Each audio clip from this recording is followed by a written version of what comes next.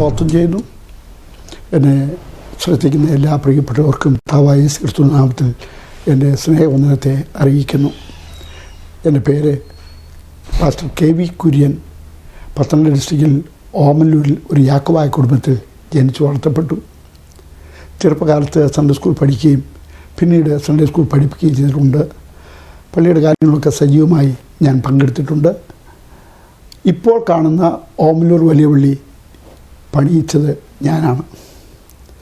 വിശ്വസ്തയോടുകൂടി ആ കാര്യം ഞാൻ നിർവഹിച്ചു എന്നുള്ളതിൽ പള്ളിക്കാർക്കും പട്ടക്കാർക്കും മെത്രാപ്പൊലീത്തായ്ക്കും എല്ലാം എന്നോട് വളരെ അങ്ങനെ ഞാൻ ആ പ്രവർത്തനങ്ങളെല്ലാം നടത്തിക്കൊണ്ടിരിക്കുന്ന അവസരത്തിലാണ് സർവ്വശക്തനായ ദൈവം എന്നെ സന്ദർശിച്ചത്. അതിനു മുമ്പ് ഞാൻ രാഷ്ട്രീയത്തിലും ഞാൻ പ്രവർത്തിക്കുവാനിടയായി തീർന്നു. കോൺഗ്രസിൻ്റെ കൊല്ലം ജില്ലാ യൂത്ത് കോൺഗ്രസ് DYCC മെമ്പറായിട്ടും പത്തനംതിട്ട താലൂക്കിലെ കോൺഗ്രസിൻ്റെ സെക്രട്ടറി ആയിട്ടും ഒക്കെ സേവനമനുഷ്ഠിക്കാൻ എനിക്കിടയായി തീർന്നിട്ടുണ്ട്. അങ്ങനെ ഇരിക്കുമ്പോഴാണ് ദൈവം എന്നെ സന്ദർശിച്ചത്. എൻ്റെ മാതാവിനുണ്ടായ ഒരു അസുഖം അനേക ആശുപത്രികളിൽ വിവിധ ഡോക്ടർമാർ ചികിത്സിച്ചിട്ട് രോഗം കണ്ടുപിടിക്കാനും സൗഖ്യമാക്കാൻ കഴിഞ്ഞില്ല. വെല്ലൂർ മെഡിക്കൽ കോളേജ് വരെ പരിശോധിച്ചു, പക്ഷേ രോഗം കണ്ടുപിടിക്കുവാൻ കഴിഞ്ഞില്ല. തിരുവല്ല പുഷ്പഗിരി തിരുവല്ല മിഷൻ ഹോസ്പിറ്റലിൽ അഡ്മിറ്റ് ചെയ്ത് അവിടെ ഏറ്റവും കൂടുതൽ അവിടെ ആയിരുന്നു. അവിടെ വെച്ച് ഡോക്ടർമാർ ചെയ്യാവുന്ന ചികിത്സയെല്ലാം ചെയ്തിട്ട് സൗഖ്യമാകാതെ വന്നപ്പോൾ ഡോക്ടർമാർ കൈയൊഴിഞ്ഞു. വെല്ലൂർ മെഡിക്കൽ കോളേജിൽ റിപ്പോർട്ട് കിട്ടിക്കഴിഞ്ഞപ്പോൾ ഡോക്ടർമാർ പറഞ്ഞു ഇനി ഞങ്ങൾക്കൊന്നും ചെയ്യാനില്ല എന്ന് പറഞ്ഞു. അതിൻ്റെ കാരണം അമ്മച്ചിയുടെ രോഗം എന്ന് പറയുന്നത് ഞങ്ങൾക്കറിയാവുന്ന കയ്യിലൊരു തുമ്പി കുത്തി എന്നുള്ളതാണ് കേസ്. അത് വേദനയായി നീരായി അതിഭയങ്കര വേദന വിളിച്ചു പോവുകയാണ്. അങ്ങനെ 4.5 മാസക്കാലം കഴിഞ്ഞുകൂടി വേദന സംഹാരികൾ എന്തെല്ലാം ഉണ്ടോ ആ മരുന്നുകളെല്ലാം ചെയ്തു. അവസാനം ഡോക്ടർമാർ പറഞ്ഞു മോർഫിയ കൊടുത്ത് നമുക്ക് മയക്കിടാമെന്ന്. അമ്മച്ചിക്ക് മോർഫിയ കൊടുത്തു, പക്ഷേ അമ്മച്ചി മയങ്ങിയില്ല. അപ്പോൾ ഡോക്ടർമാർ പറഞ്ഞു ഞങ്ങളുടെ ജീവിതത്തിൽ ഇങ്ങനൊരു കേസ് കണ്ടിട്ടില്ല, ഞങ്ങൾക്കൊന്നും ചെയ്യാനില്ല, വൈദ്യശാസ്ത്രം ഒന്നും ചെയ്യാൻ കഴിയില്ല എന്ന് പറഞ്ഞു. അങ്ങനെ ഇരിക്കുമ്പോൾ ഈ രോഗിയായി ഇവിടെ കിടക്കുന്ന അവസരത്തിൽ എൻ്റെ ഒരു അങ്കിൾ CK മത്തായി എന്ന് പറയും. അദ്ദേഹം അന്ന് കൊല്ലം ഡെപ്യൂട്ടി കളക്ടറായിട്ട് സേവനം അനുഷ്ഠിച്ചുകൊണ്ടിരിക്കുകയാണ്. അദ്ദേഹം അവിടെ ഹോസ്പിറ്റലിൽ വരികയും എന്നോട് പറയും ഇത്രയും ഡോക്ടർമാർ ചികിത്സിച്ചിട്ട് രോഗം കണ്ടുപിടിക്കുവാനോ സൗഖ്യമാക്കാനോ കഴിഞ്ഞില്ലല്ലോ, നീ ദൈവസ്ഥിതി വാ, കർത്താവ് സൗഖ്യമാക്കുമെന്ന് പറയും. പക്ഷേ എനിക്ക് വിശ്വാസമില്ല. മേരി കോരും ഞങ്ങളുടെ ഒരു ബന്ധുവാണ്. അവരും ഹോസ്പിറ്റലിൽ വന്ന് ഇതുപോലെ പ്രാർത്ഥിക്കുകയും പറയുകയും ചെയ്യും. എനിക്ക് വിശ്വാസമില്ല. എന്നാൽ ഡോക്ടർമാർ അവസാനമായിട്ട് ഞങ്ങൾക്കൊന്നും ചെയ്യുവാനില്ല എന്ന് പറഞ്ഞു കഴിഞ്ഞപ്പോൾ എൻ്റെ ഹൃദയം തകർന്നു. മുങ്ങിച്ചാകാൻ പോകുമ്പോൾ കച്ചുതുർബായാലും കയറി പിടിക്കുമെന്ന് പറഞ്ഞതുപോലെ ഞാൻ എന്നാൽ ഒന്ന് പ്രാർത്ഥിക്കാം എന്ന് വിചാരിച്ച് നേരെ മേരി കോരിൻ്റെ വീട്ടിൽ ചെന്നു. ഞാനും മേരി കോർ ഭർത്താവ് ഭാവത്തിനും ഞങ്ങൾ 3 പേരും കൂടെ ദൈവസന്നിധിയിലിരുന്ന് പ്രാർത്ഥിക്കാൻ തുടങ്ങി. മേരി കോവിൽ കൂടെ ദൈവത്തിൻ്റെ ആത്മാവ് എന്നോട് അനേക കാര്യങ്ങൾ സംസാരിച്ചു. പക്ഷേ അതൊന്നും എൻ്റെ ഹൃദയത്തിലോട്ട് കയറുന്നില്ല. അവസാനം എൻ്റെ മുഖത്തോട്ട് ഇങ്ങനെ വിരൽ ചൂണ്ടിക്കൊണ്ട് എൻ്റെ ജീവിതത്തിലെ ഏറ്റവും പരമരഹസ്യമായ ചില കാര്യങ്ങൾ എന്നോട് സംസാരിച്ചു. അത് കേട്ടപ്പോൾ എൻ്റെ ഹൃദയം തകർന്നു. ഞാൻ അവിടെ വെച്ച് നിലവിളിക്കുവാൻ തുടങ്ങി. അപ്പോൾ എൻ്റെ ഹൃദയത്തിൽ ഇങ്ങനെ ചിന്ത വന്നു, ഈ രഹസ്യം വെളിപ്പെടുത്ത ദൈവത്തിന് എൻ്റെ അമ്മച്ചിയെ സൗഖ്യമാക്കാൻ കഴിയും എന്നൊരു ചിന്ത എൻ്റെ ഹൃദയത്തിൽ വന്നു. അവരോട് യാത്ര പറഞ്ഞ് നേരെ ഹോസ്പിറ്റലിൽ വന്നു. അവിടുന്ന് ഡിസ്ചാർജ് വാങ്ങിച്ചു. ഞങ്ങൾ രാത്രി 10 മണിയായി പോരാൻ തുടങ്ങുമ്പോൾ ഡോക്ടർമാരെല്ലാം കൂടെ ഞങ്ങളുടെ മുറിയിൽ വന്ന് പറഞ്ഞു ഇനി രാത്രി പോകണ്ട, നേരം വെളുത്തിട്ട് പോയാൽ മതി എന്ന് പറഞ്ഞു. ഞങ്ങൾ അവിടെ തന്നെ കിടന്നു. രാവിലെ 4 പേര് കൂടി അമ്മച്ചിയെ എടുത്തുകൊണ്ടുവന്ന് കാറിൽ വെച്ചു. ഞങ്ങൾ നേരെ മേരിക്കോൻ്റെ വീടിൻ്റെ മുറ്റത്ത് കൊണ്ട് കാറ് നിർത്തി. ഞങ്ങൾ 2 പേര് കൂടി അമ്മച്ചിയെ എടുത്ത് വരാന്തയിൽ നിർത്തി. വരാന്തയിൽ നിന്നുകൊണ്ട് ഒന്ന് പ്രാർത്ഥിച്ചു കഴിഞ്ഞപ്പോൾ അമ്മച്ചി പറഞ്ഞു എനിക്ക് കിടക്കണമെന്ന് പറഞ്ഞു. ഞങ്ങളെ എടുത്തുകൊണ്ട് പോയി കട്ടിൽ കിടത്തി. അത്ഭുതം എന്ന് പറയട്ടെ, കട്ടിലിൽ കിടത്തി നിമിഷങ്ങൾക്കകം അമ്മച്ചി ഉറങ്ങുവാനിടയായി തീർന്നു. ഉറങ്ങിയപ്പോൾ ഞങ്ങളുടെ ഹൃദയത്തിലെ സന്തോഷം പറഞ്ഞിരിക്കാതില്ല. 4.5 മാസക്കാലം വേദന കൊണ്ട് പൊളഞ്ഞ് ഉറങ്ങാതെ ഇരുന്ന അമ്മച്ചി, കരഞ്ഞു വിളിച്ചിരുന്ന അമ്മച്ചി അത്ഭുതമായി ഉറങ്ങി. ഞങ്ങളുടെ ഹൃദയത്തിൽ വലിയ സന്തോഷം. 1 മണിയായപ്പോൾ അമ്മച്ചി തനിയെ എഴുന്നേറ്റ് തനിയെ നടന്നു വന്നു. ഞങ്ങൾ അങ്ങോട്ട് കൊണ്ട കിടത്തിയതാണ്, ഇങ്ങോട്ട് തനിയെ നടന്നു വന്നു. ഭക്ഷണം കഴിഞ്ഞു. പിന്നെയും എനിക്ക് കിടക്കണമെന്ന് പറഞ്ഞ് പോയി കിടന്നുറങ്ങി. 5 മണി കഴിഞ്ഞപ്പോൾ എഴുന്നേറ്റ് വന്നു. പിന്നെ ഞങ്ങൾ ചായ കുടിയെല്ലാം കഴിഞ്ഞ് അവിടെ വെച്ച് ഞങ്ങളോട് സുവിശേഷം പറഞ്ഞു. ആ സമയത്ത് കർത്താവായ യേശു ക്രിസ്തുവിനെ ഞാനും എൻ്റെ അമ്മച്ചിയും ഞങ്ങളുടെ രക്ഷിതാവായി കർത്താവായി സ്വീകരിച്ചു. പിറ്റേ ദിവസം ഞങ്ങൾ അവിടെ നിന്ന് പൂർണ്ണ സൗഖ്യത്തോടെ ഭവനത്തിൽ വരുവാനിടയായി തീർന്നു. അന്ന് ഓമലൂർ വെള്ളിയിൽ 3 പട്ടക്കാരുണ്ട്. 2 പേര് ഞങ്ങളുടെ ബന്ധുക്കൾ തന്നെയാണ്. അവരെല്ലാവരും വീട്ടിൽ വരികയും ഇടവാങ്ങും ജനങ്ങൾ അനേകം പള്ളിയിൽ വീട്ടിൽ വരികയും ഞങ്ങളോട് സംസാരിക്കുകയൊക്കെ ചെയ്യും. ഒരച്ഛൻ വന്ന് ഞങ്ങളോട് പറഞ്ഞു, കൊച്ചമ്മ കർത്താവ് സൗഖ്യമാക്കിയല്ലോ, കർത്താവിന് നന്ദിയുള്ളവരായിരിക്കണം. അതുകൊണ്ട് അടുത്ത ആഴ്ചയിൽ പള്ളി വരണം കൊച്ചമ്മ, ഞങ്ങൾ ഈ പ്രാവശ്യമായിട്ട് കൊച്ചമ്മയാക്കി വെച്ചിരിക്കുക വരണമെന്ന് പറഞ്ഞു. അമ്മച്ചി ഫ്രാങ്കായിട്ട് പറഞ്ഞു, ഞാൻ അങ്ങോട്ട് വരുന്നില്ല, എന്നെ സൗഖ്യമാക്കിയ കർത്താവിനെ വിളിച്ചപേക്ഷിച്ച് കഴിയണമെന്ന് മാത്രമേ ഉള്ളൂ എന്ന് പറഞ്ഞു. എന്നാൽ ഞാൻ പിന്നെയും പള്ളിയിൽ പോകും. ഞാൻ സെക്രട്ടറി ആണല്ലോ, പള്ളി ഞാൻ പിന്നെയും പോകുമായിരുന്നു. ഒരു വ്യത്യാസം എൻ്റെ ജീവിതത്തിലൊന്നും. പള്ളിയിൽ ചെന്നാൽ ഞാൻ ചെന്ന് കഴിഞ്ഞാൽ ഉടനെ മുട്ടിൽ നിന്ന് കുറേ നേരം കണ്ണടച്ച് പ്രാർത്ഥിച്ചതിന് ശേഷം തന്നെ കുർബാന കാളിയുള്ളൂ. യാക്കോബായിലെ ഇതിങ്ങനെ തുടർച്ചയായിട്ട് ഇങ്ങനെ പോയിക്കൊണ്ടിരുന്നപ്പോൾ ദൈവാത്മാവ് എന്നോട് ചില കാര്യങ്ങൾ സംസാരിക്കുവാനിടയായി തീർന്നു. അതായത് യാക്കോബായിൽ കുർബാന തുടങ്ങുമ്പോൾ കപ്പ്യാരും മെഴുതിരി കത്തിച്ച് പിടിച്ച് മുൻപിലും പട്ടക്കാരും കൂടെയുള്ള ശുശ്രൂഷകന്മാരുമായിട്ട് പുറകെ പോയി ത്രോഡോസിന് വലത്ത് വയ്ക്കും. അപ്പോൾ ദൈവാത്മാവ് എന്നോട് ചോദിച്ചു, ഇതെന്താണെന്നറിയാമോ? എനിക്കറിയത്തില്ല. അപ്പോൾ ദൈവാത്മാവോട് സംസാരിച്ചാൽ മുന്നേ പോകുന്നത് മെഴുകുതിരി നക്ഷത്രം കണ്ടുകൊണ്ട് വിദ്വാൻമാർ യേശു കുഞ്ഞിനെ കാണാൻ പോവുകയാണ്. അതാണ് കുർബാനയുടെ തുടക്കം. അപ്പോൾ എന്നോട് ദൈവാത്മാവിനോട് സംസാരിക്കുകയാണ്, 2000 വർഷം മുമ്പ് യേശു ജനിച്ചു, വിദ്വാൻമാർ നക്ഷത്രം കണ്ടുകൊണ്ട് യേശുവിനെ കാണാൻ പോയി, പൊന്നുമോര് കുന്തിരിക്കാൻ കാഴ്ചവെച്ചു. അതിന് ഇവിടെ ഇത് അഭിനയിക്കണോ? ഈ അഭിനയമാണോ ആരാധന? ആത്മാവുത്സവത്തിൽ ദൈവത്തെ ആരാധിക്കണം. ഇങ്ങനെ ദൈവാത്മാവിനോട് സംസാരിച്ചു. വിശ്വസിക്കുന്നവർ സ്നാനമേൽക്കണമെന്നും പരിശുദ്ധാത്മാവിനെ പ്രാപിക്കണമെന്നും ഒക്കെ ദൈവാത്മാവിനോട് സംസാരിച്ചു. ഒരു പാസ്റ്റർമാരെൻ്റെ വീട്ടിൽ വന്ന് പറഞ്ഞതല്ല. Praise the Lord. ഞാൻ ദൈവമനുസരിച്ച് സ്നാനപ്പെടാൻ തീരുമാനിച്ചു. തീരുമാനിച്ചു കഴിഞ്ഞപ്പോൾ അന്ന് 2 വിഭാഗം ആളുകൾ എൻ്റെ വീട്ടിൽ വരും. അതായത് CPM ൽപ്പെട്ട ഉപദേശിമാരും ചർച്ചക്കോട്ടിലെ ഉപദേശിമാരും. ചർച്ചക്കോട്ടിലെ മിക്കവാറും അന്നത്തെ എല്ലാ സീനിയർ പാസ്റ്റർമാരും എൻ്റെ വീട്ടിൽ വന്നിട്ടുണ്ട്. PA സാം എൻ്റെ വീട്ടിൽ വന്നിട്ടുണ്ട്. Pastor PA Sam, pastor Chakochan എൻ്റെ വീട്ടിൽ വന്നിട്ടുണ്ട്. MVR സാറ്, അദ്ദേഹത്തിൻ്റെ സഹോദരന്മാർ, ബാങ്കിലെ പാപ്പച്ചന്, ഇങ്ങനെയുള്ള ചർച്ചക്കൂട്ടിലെ നേതാക്കന്മാരെല്ലാവരും എൻ്റെ വീട്ടിൽ വന്ന് പ്രാർത്ഥിക്കുവാനിടയായി തീർന്നിട്ട് യോഗങ്ങൾ നടത്തിയിട്ടുണ്ട്. CPMലെ പാസ്റ്റർമാരും എൻ്റെ വീട്ടിൽ വന്ന് യോഗം നടത്തുവാനിടയായിട്ടുണ്ട്.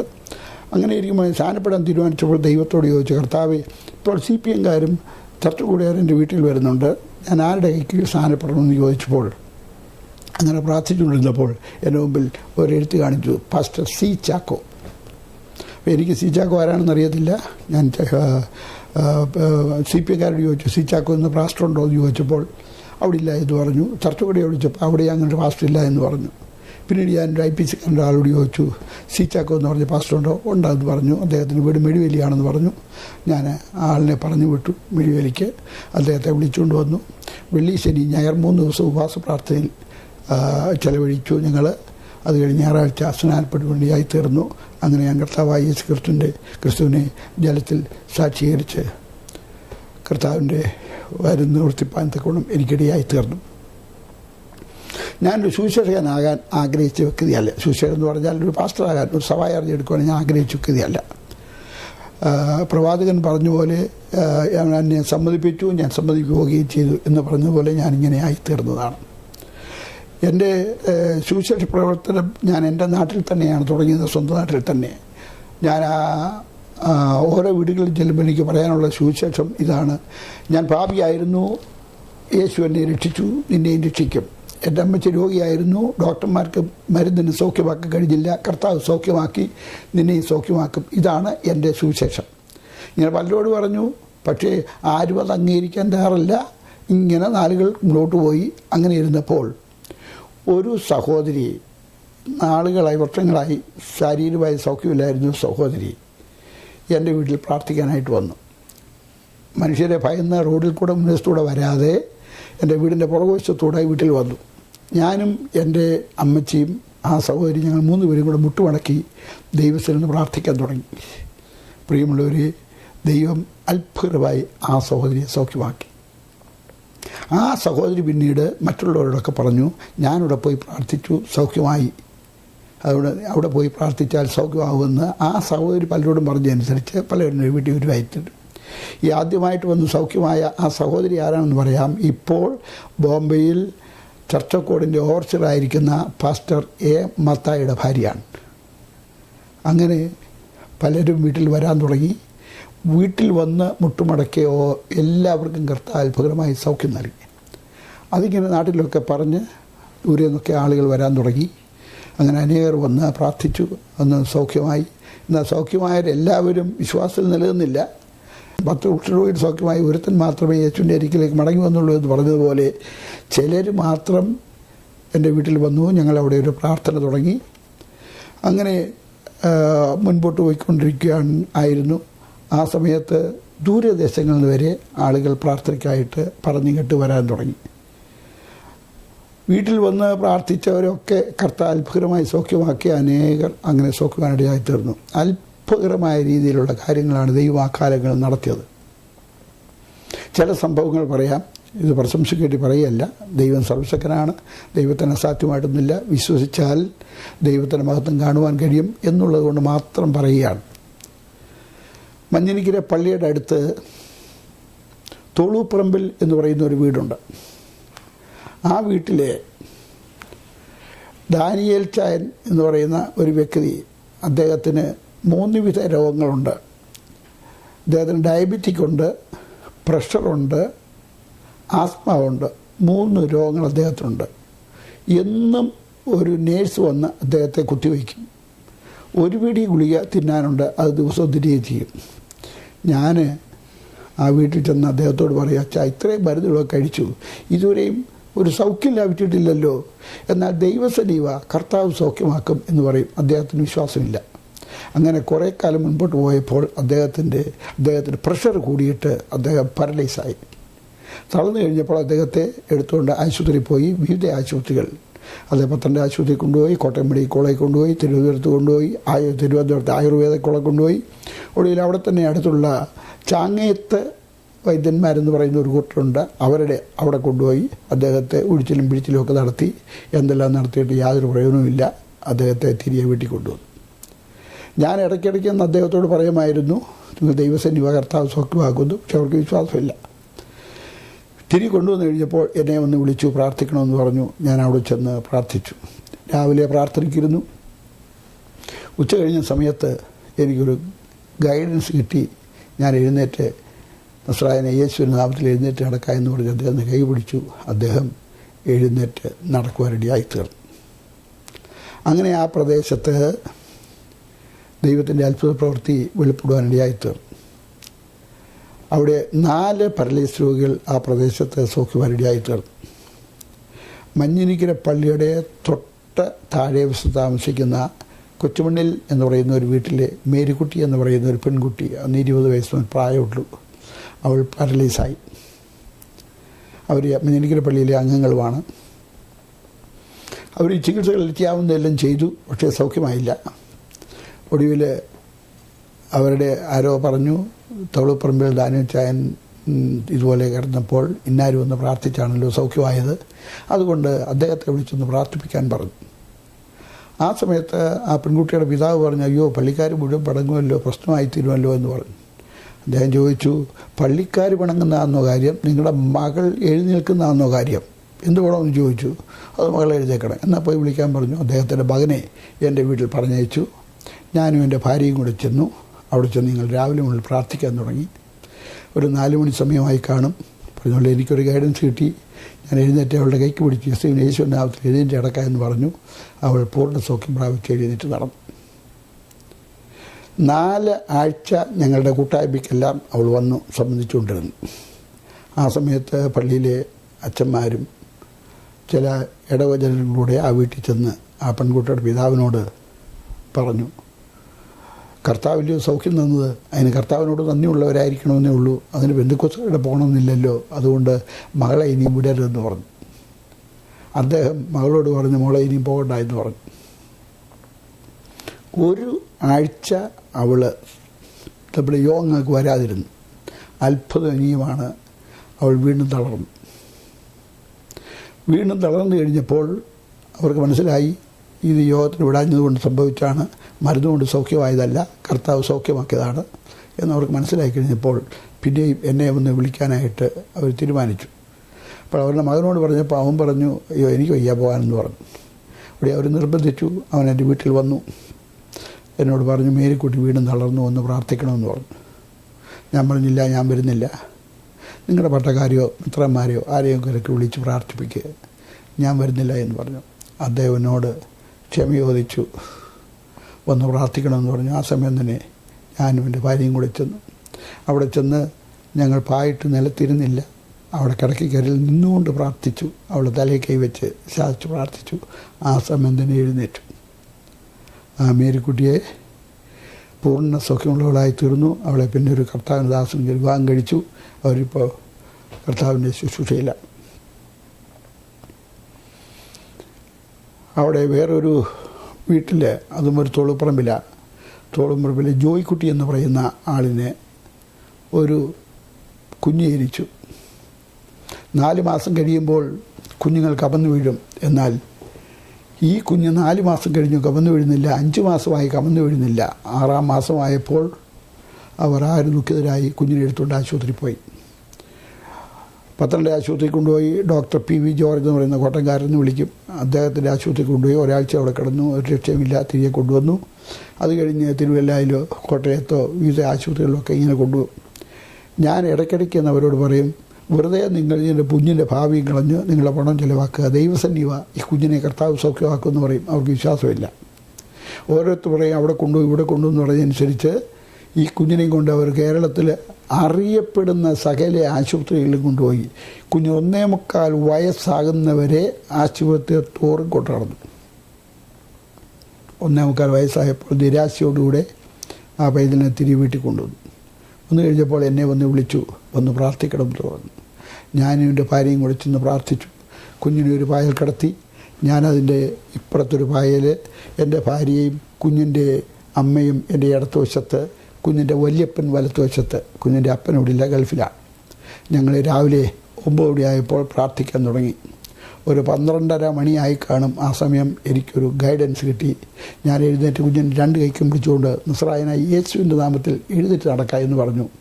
ആ കുഞ്ഞ് ആ ക്ഷണത്തിൽ തന്നെ എഴുന്നേറ്റ് നടക്കുവാൻ തുടങ്ങി. ഞാൻ പറഞ്ഞു, ആ മുറിക്കകത്തൊന്ന് ഓടാൻ പറഞ്ഞു ചെറുതായിട്ട്. അവൾ ആ മുറിക്കകത്ത് ഓടി. അവൾ ഇന്ന് നേഴ്സിംഗ് പാസ്സായി ഗൾഫിൽ ജോലി ചെയ്യുകയാണ്. ഇതുപോലുള്ള അത്ഭുതങ്ങളാണ് ദൈവം അവിടെ നടത്തിയത്.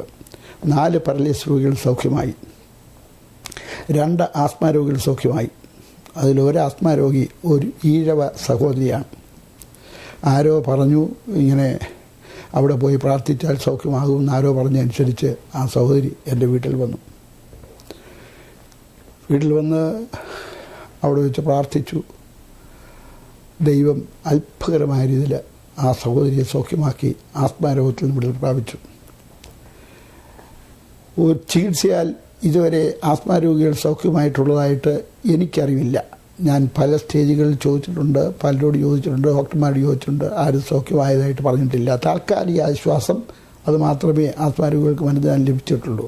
എന്നാൽ അത്ഭുതകരമായി ആ സഹോദരി സൗഖ്യം പ്രാപിച്ചു. ആ കുടുംബം മുഴുവനായി വിശ്വാസത്തിൽ വന്നു. അവരുടെ ഒരു മകളും കുടുംബവും ഇപ്പോൾ കർത്താവിൻ്റെ മഹത്വമുള്ള വിശ്വാസത്തിലായിരിക്കുകയാണ്. അതുപോലെ തന്നെ ഭൂതം ബാധിച്ച പലരും വീട്ടിൽ വന്ന് അത്ഭുതകരമായ സൗഖ്യം പ്രാപിച്ചിട്ടുണ്ട്.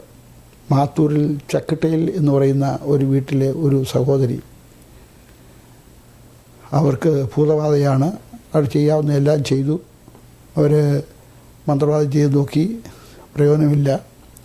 മയിലപ്രായിൽ ഒരു പള്ളിയിൽ ധ്യാനമുണ്ട്. അവിടെ പോയി ഒരാഴ്ച ധ്യാനത്തിലിരുന്നു, ഒന്നും സൗഖ്യമായില്ല. അങ്ങനെ വിവിധ ഇടങ്ങളിൽ വിവിധ കാര്യങ്ങളൊക്കെ ചെയ്തിട്ട് സൗഖ്യമാകുന്നപ്പോൾ ഈ ഈഴവ സ്ത്രീ സൗഖ്യം പ്രാപിച്ച ഈഴവ സ്ത്രീ പറഞ്ഞു, ഇന്നടത്ത് പോയി ഒന്ന് പ്രാർത്ഥിക്കുക. ഞാനവിടെ പ്രാർത്ഥിച്ചാൽ സൗഖ്യം പ്രാപിച്ചത്, അതുകൊണ്ട് അവിടെ പോകാമെന്ന് പറഞ്ഞു. ഒരു വ്യാഴാഴ്ച വൈകിട്ട് അവർ 2 പേരും കൂടെ എൻ്റെ വീട്ടിൽ വന്നു. നിങ്ങൾ പ്രാർത്ഥനയ്ക്കായിട്ടിരുന്നു. ഭൂതമിളകി, വലിയ ബഹളമായി. വിട്ടുപോകാമെന്ന് ചോദിച്ചു. പോകത്തില്ല എന്ന് പറഞ്ഞു. ഞങ്ങളിരുന്ന് പ്രാർത്ഥിച്ചു. ഏറെ സമയം ദൈവത്തിൽ നിന്ന് പ്രാർത്ഥിച്ചു. ഒരു 12 മണി വരെ ഇരുന്ന് പ്രാർത്ഥിച്ച് കാണും. ആ സമയത്ത് അവർ പറഞ്ഞു വിട്ടുപോകാവേ എന്ന് പറഞ്ഞു. അങ്ങനെ ആ സഹോദരിയെ വിട്ടുപോയി. അവർ സൗഖ്യം പ്രാപിച്ചു. ആ കുടുംബവും വിശ്വാസത്തിൽ വന്നു. അവരുടെ ഒരു മകൻ ഇന്ന് കർത്താവിൻ്റെ മഹത്വമുള്ള ശുശ്രൂഷയിലാണ്. എല്ലാവരും ഒരു വിശ്വാസത്തിൽ വരുവാനിടയായി തീർന്നു. തിരുവനന്തപുരത്ത് നിന്ന് ഒരു ഹിന്ദു സ്ത്രീ ലീലാമ്മ എന്നാണ് പേര്, ലീല എന്ന പേര്, ലീലാമ്മയില്ല ലീല എന്നാണ് പേര്. ആ സ്ത്രീയെ എൻ്റെ വീട്ടിൽ കൊണ്ടുവന്നു.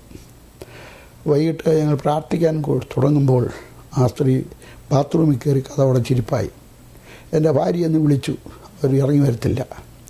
ഇവിടെ ഭാര്യ എന്നോട് പറഞ്ഞു, ലീല ബാത്റൂമിൽ കയറിയിരിക്കുകയാണ്.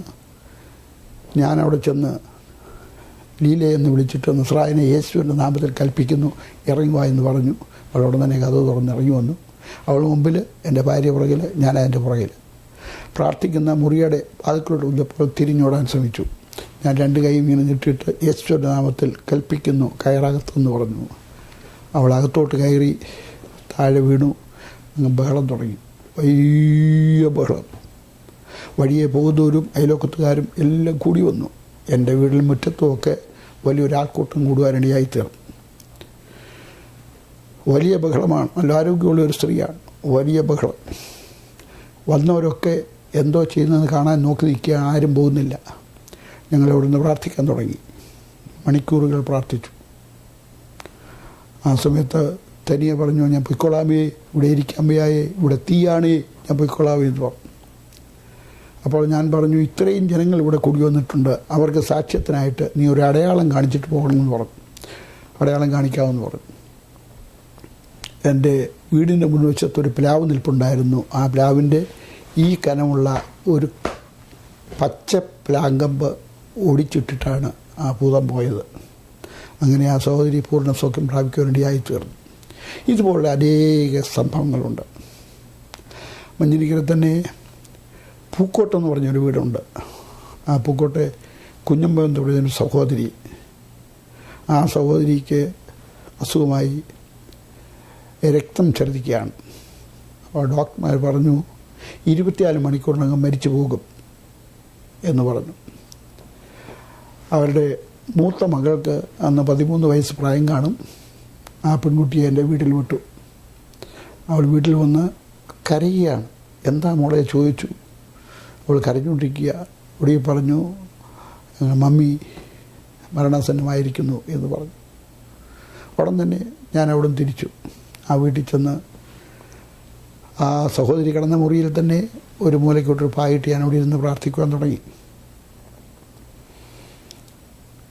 ആളുകൾ അറിഞ്ഞ് നമ്മുടെ കൂട്ടായ്മയിൽപ്പെട്ടവർ പോലും എന്നോട് പറഞ്ഞു, 24 മണിക്കൂറിലും ഡോക്ടർമാർ മരിച്ചു പോകുമെന്ന് പറഞ്ഞതാണ്. അവിടെ നിന്ന് പ്രാർത്ഥിച്ചവർ മരിച്ചു പോയാൽ പെന്തക്കോസ്തുകാർക്ക് അത് ക്ഷീണമാണ്, പ്രാർത്ഥിച്ചു എന്നൊന്ന് പേര് വരും, അതുകൊണ്ട് ഒന്ന് പ്രാർത്ഥിച്ചിട്ട് പോയാൽ മതി എന്ന് പറഞ്ഞു. എന്നാൽ ഞാൻ പറഞ്ഞു, എനിക്ക് ഭയമില്ല, ദൈവം അല്പങ്ങളധികം ആ ദൈവം പ്രവർത്തിക്കും.